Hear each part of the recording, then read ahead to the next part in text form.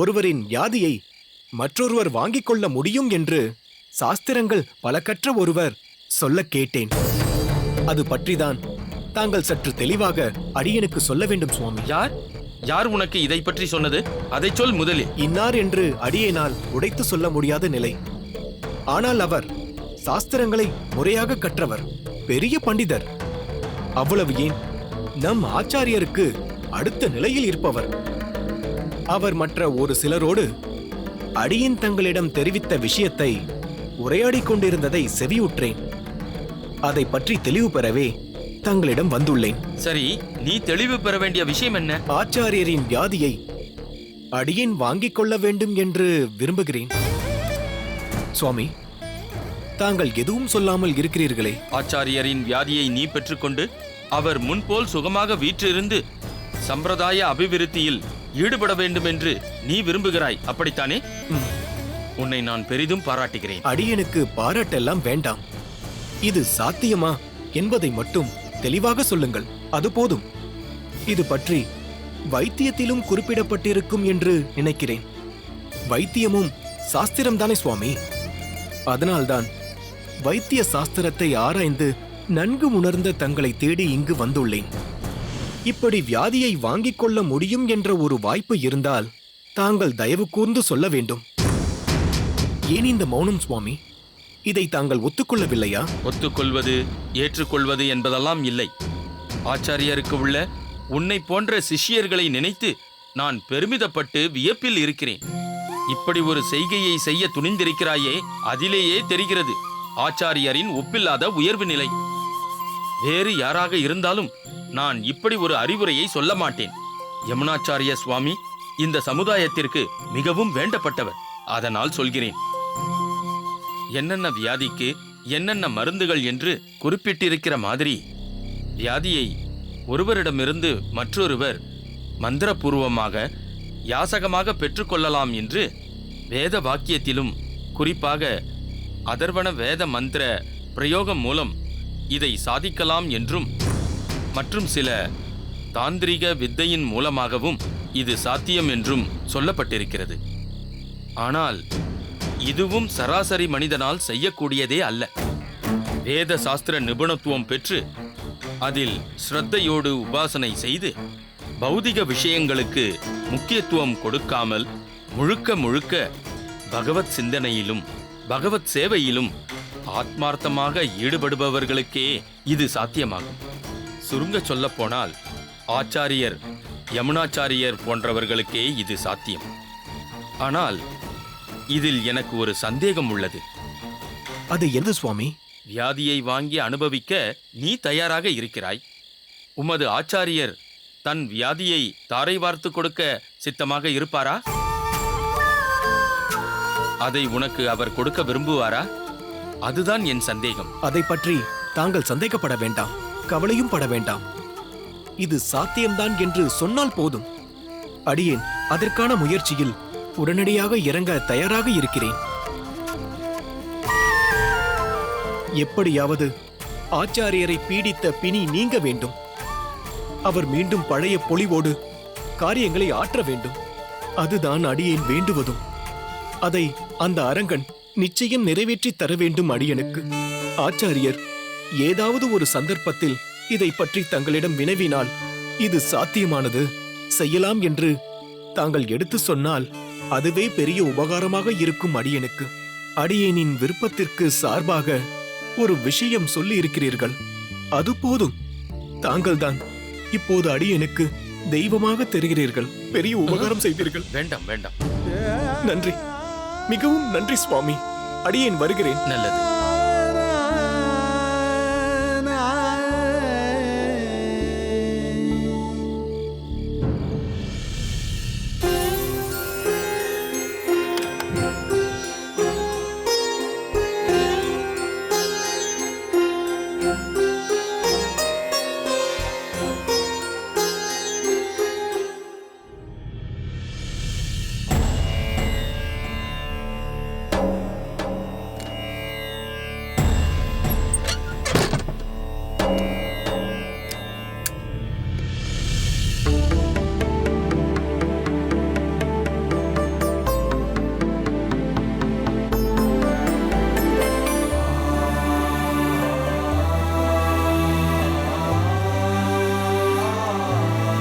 இது என்ன ஆச்சரியம்!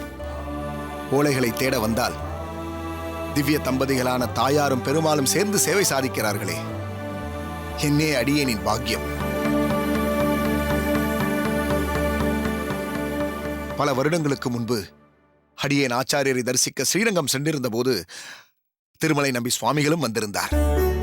திருவேங்கட மலையிலிருந்து ஸ்ரீ பத்மாவதி தாயார் சமேத ஸ்ரீனிவாச பெருமாள் திருவுருவத்தை ஆச்சாரியருக்கு அன்பளிப்பாக கொடுக்க அதை இந்த கடையேனுக்கு ஆச்சாரியர் கொடுத்து விட்டார். ஆச்சாரியர் உகந்து கொடுத்த விக்கிரகம் ஆயிற்றே, இதை பத்திரமாக பாதுகாக்க வேண்டும் என்று பெட்டிக்குள் வைத்தேன். வரதனின் சேவையில் மறந்தே போய்விட்டேன்.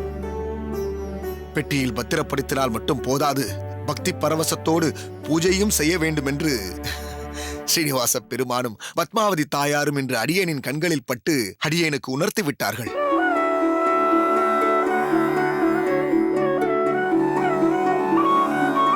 அடியேனின் பாக்கியமே பாக்கியம். அடியேன் தாசன்.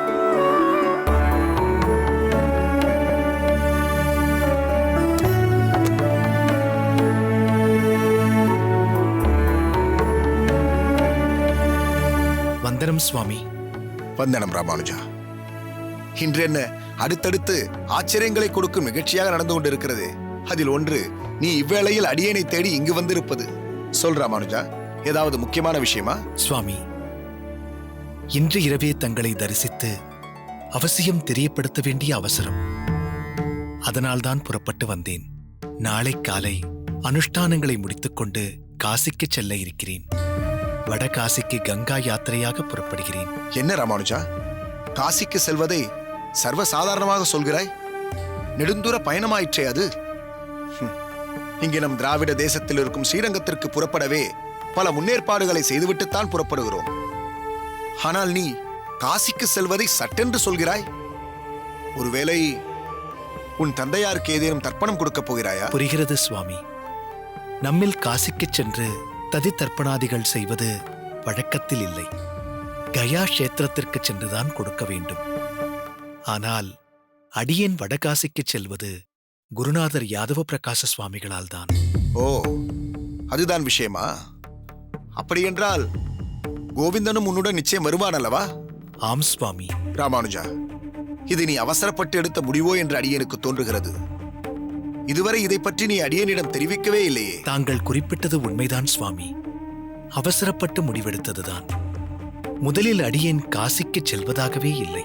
அடியேனால் யூகிக்க முடிகிறது. இதற்கு காந்திமதி தாயார் சம்மதம் தெரிவிப்பது என்பது எளிதில் நடக்கக்கூடிய காரியம் அல்லவே.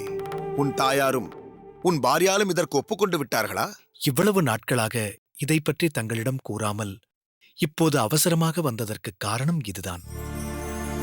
அம்மா முதலில் சம்மதிக்கவே இல்லை. கோவிந்தன் மிகவும் வலியுறுத்தி அவனோடு அடியேன் வரவேண்டும் என்று பிடிவாதமாக இருந்தான். பலரும் சொல்லி வேறு வழியில்லாமல் நேற்றுதான் தாயார் காசிக்கு செல்ல சம்மதம் தெரிவித்தார். இப்பவும் தஞ்சாவிற்கு அடியேன் காசிக்கு செல்வதில் உடன்பாடு இல்லைதான். என்ன செய்வது? யாதவ பிரகாச சுவாமிகள் அடியேன் காசிக்கு வந்துதான் ஆக வேண்டும் என்று உத்தரவிட்டிருக்கிறார். ஓ, இவ்வளவு நடந்திருக்கிறதா? பிரம்மரட்சசின் விஷயத்தால் யாதவ பிரகாசர் உன் மீது சற்று வெறுப்புடன் இருப்பதாக இதற்கு முன்பு நீ தெரிவித்திருந்தாய். அப்படிப்பட்டவர் உன்னை தன்னுடன் காசி யாத்திரைக்கு அழைத்துச் செல்ல வாஞ்சையுடன் இருக்கிறார் என்றால் அதற்கு மதிப்பளிக்க வேண்டியது அவசியம்தான். இருப்பினும் அடியேன் காசிக்கு போவதா என்று யோசிக்கிறீர்களா சுவாமி? இல்லை ராமானுஜா, நீ காசிக்கு செல்வதில் அடியேனுக்கு எந்த ஆட்சேபனையும் இல்லை.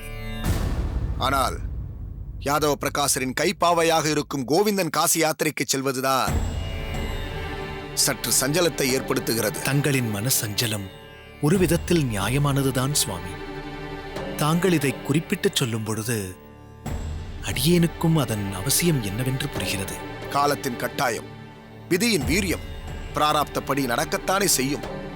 எதிலும் ஒரு லீலையை அந்த வரதன் அரங்கேற்றுகிறான். அளவில்லா திருவிளையாடல்களை புரிபவனாயிற்றே அவன். சுவாமி, ஸ்ரீபெரும்புதூரிலிருந்து இங்கு வந்த பிறகு தங்களின் சங்கத்தைப் போலவே அனுதினமும் வரதனை சேவிப்பதும் அவனுக்கு சேவைகள் செய்வதும் அடியேன் வாழ்க்கையில் ஒரு அங்கமாக ஆகிவிட்டது. இந்நிலையில் நிர்பந்தத்தின் காரணமாக வடகாசிக்கு சென்றாலும் வரதனை பாராது அவ்வளவு காலம் இருப்பது என்பது எப்படி சாத்தியமாகப் போகிறது என்று புலனாகவில்லை சுவாமி. இப்படியுமா தன் பக்தனை சோதித்துப் பார்ப்பான் அந்த வரதன்? அவன் செய்வான். சோதிப்பதும் அதற்கு பிறகு அதையே சாதனையாக்கி காட்டுவதிலும் வல்லவனாயிற்றே அந்த வரதன். வேண்டாம் என்று தள்ளி வைத்து பிறகு தாயைப் போல் கருணை கொண்டு ஆதரவாக சேர்த்துக் கொள்வதும் அவனுக்கு கைவந்த கலையாயிற்றே. இதில் அடியேனுக்கும் சொந்த அனுபவங்கள் நிறைய உண்டு. சரி, அது ஒரு பக்கம் இருக்கட்டும். நீ இப்பொழுது உன் உள்ளம் உருகி புலம்பியதில் அடியேனுக்கு அதில் ஒரு விஷயத்தை உணர்த்தி இருக்கிறான் அந்த வரதன். நீ சற்று பொறு, அடியேன் வந்து விடுகிறேன்.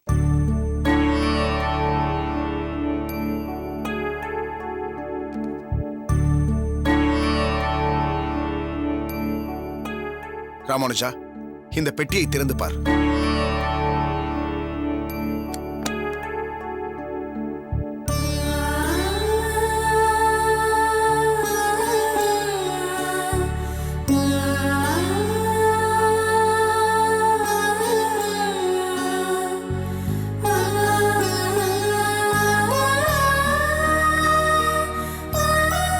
என்ன ராமானுஜா, அப்படி பார்க்கிறாய்?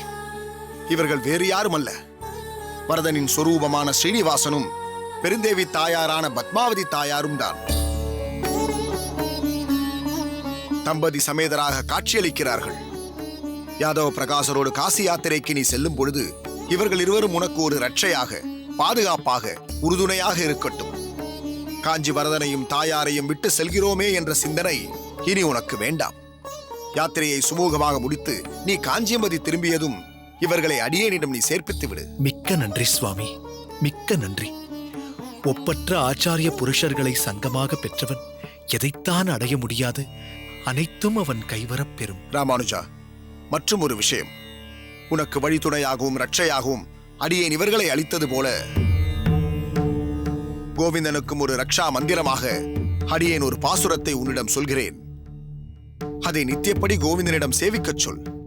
அதற்கு பிறகு வரதனின் திருவுளம் என்னவோ அதன்படியே நடக்கட்டும். பாசுரத்தை செவிகுளிர சாதித்தருள வேண்டும் சுவாமி. ஏற்றான் புள்ளூர்ந்தான், எயிலறிந்தான் மார்பிடந்தான், நீற்றான் நிழல்மணி வண்ணத்தான், கூற்றொருபால் மங்கையான், பூமகளான் வார்சடையான், நீள்முடியான் கங்கையான், நீள்கழலான் காப்பு.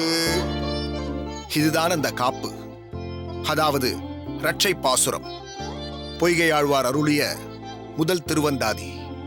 இதை என்றும் மறவாமல் கோவிந்தனை ஸ்ரத்தையுடன் சேவிக்கச் சொல். நிச்சயம் சுவாமி, தங்கள் உத்தரவுப்படியே செய்கிறேன் சுவாமி. சுவாமி, மேலும் ஒன்றை உங்களிடம் சொல்ல வேண்டும் என்பதில்லை. அடியேனின் கிரகத்திற்கும் தாங்களே பாதுகாப்பு அரணாக இருக்க வேண்டும். தந்தை பரமபதத்தை அடைந்த பின்னால் வெகு நாட்கள் தாயை பிரிந்து வெகு தூரம் செல்வது இதுதான் முதல் முறை. கவலைப்படாதே ராமானுஜா, வரதனின் திருவடியும் உனது கிரகமும் என்றும் அடியேனின் கண் பார்வையில் இருக்கும். நன்றி சுவாமி. சுவாமி, அடியேன் உத்தரவு வாங்கிக் கொள்கிறேன். சற்று பொறு ராமானுஜா. ஸ்ரீ பத்மாவதி தாயார் சமேத ஸ்ரீனிவாசரை தரிசித்து அவர்களுக்கு ஆராதனம் செய்து வெகு நாட்கள் ஆகிவிட்டது. இங்கு எங்கோ ஒரு மூலையில் மறைந்திருந்திருக்கிறார்கள். அதனால் அடியேன் அவர்களுக்கு குறைந்தபட்சம் பசும்பாலாவது அம்சி செய்துவிட்டு தருகிறேன். அதுவே அடியேன் செய்யும் பெரும் பாக்கியம். நீ காசிக்கு சென்று வரும் வரை இனி இவர்கள் உன்னுடையவர்கள்தான். அடியேன் சென்று பசும்பாலை காய்ச்சி விட்டு வருகிறேன். சரி சுவாமி.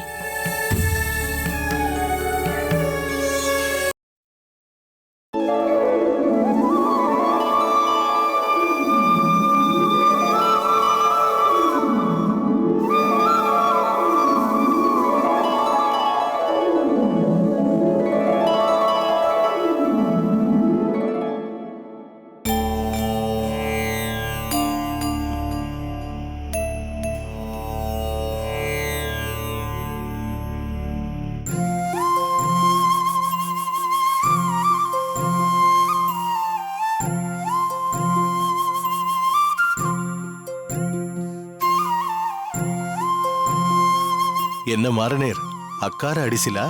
ஆம் சுவாமி, அக்கார அடிசிலேதான்.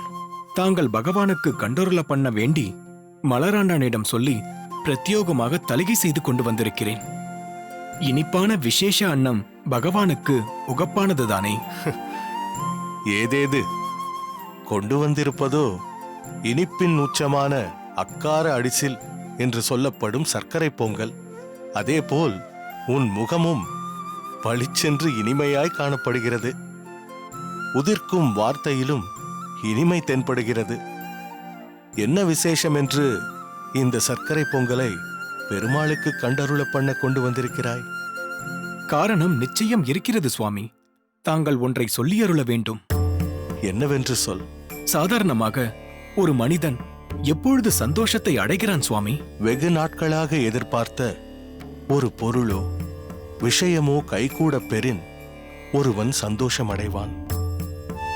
அதேபோல் எதிர்பாராது அதே சமயத்தில் ஒருவனுக்கு மிகவும் தேவையான ஒரு பொருள் புதையல் போன்று அவனுக்கு கிடைத்தாலோ அல்லது சம்பவங்கள் மனதிற்கினியதாக நடந்தாலோ அப்போது மிகுந்த ஆனந்தமும் அடையப் பெறுவான். அது சரி, இப்போது இந்த கேள்வியின் அவசியம் என்னவென்று அடியேன் அறிந்து கொள்ளலாமா? அப்படி ஒரு விஷயம் அடியேன் மனதிற்கு தெம்பையும் உற்சாகத்தையும் தருமளவிற்கு நடக்கும் என்றால் அடியேனும் ஆனந்தத்தை அடையத்தானே செய்வேன். சாதாரணமாக நீ நிறைய கேள்விகளை கேட்பாய்.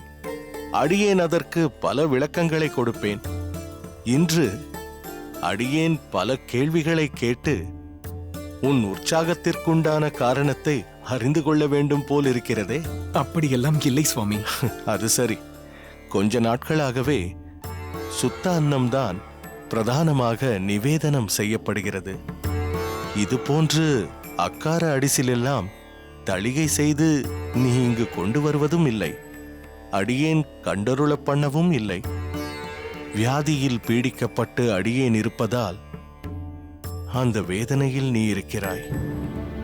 அதனால் மலராண்டானிடம் இது போன்ற இனிப்பு பிரசாதங்களை தளிகை செய்யச் சொல்லவில்லை என்று நினைத்திருந்தேன். பார்த்தால் திடீரென்று இந்த பிரசாதத்தை இங்கே கொண்டு வந்து வைத்திருக்கிறாய். காரணம் வேறு இருக்கிறது என்று சொன்னாய். என்ன அது மாரநேர் நம்பி? பல பேர் எடுத்துச் சொல்லிய பிறகு அடியேனின் வியாதியை நினைத்து வருத்தம் ஒழிந்து பரிபக்குவ நிலைக்கு வந்து விட்டாயா? அப்படியென்றால் அடியேனுக்கு மிகவும் சந்தோஷம்தான். தாங்கள் இனி வியாதியை பற்றி நினைக்க வேண்டாம். தாங்கள்தான் அதிலிருந்து குணமடையப் போகிறீர்களே, பிறகென்ன சுவாமி?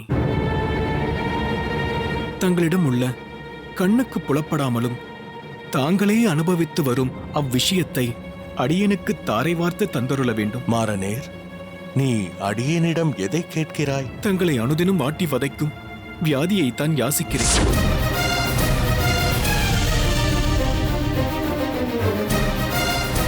அங்க வேலை பார்க்கறவங்க கிட்ட கேட்டப்போ பிரதானி ஐயா இப்பெல்லாம் மகாராஜாவை பார்க்க கூட போறதில்ல, அவர் 3 சிற்றரசரை தான் பார்க்க போறாருன்னு சொன்னாங்க. அதே மனித உருவில் பிறந்து ஆணா பிறந்து நாங்கள் திருநங்கையா மாறினா ஏங்க எங்களை 9 அலி பொண்டுகை கொக்கரக்கோழி ஊராரு புளிய மரம் இப்படி சொல்லி எல்லாரும் ஏசுறீங்க?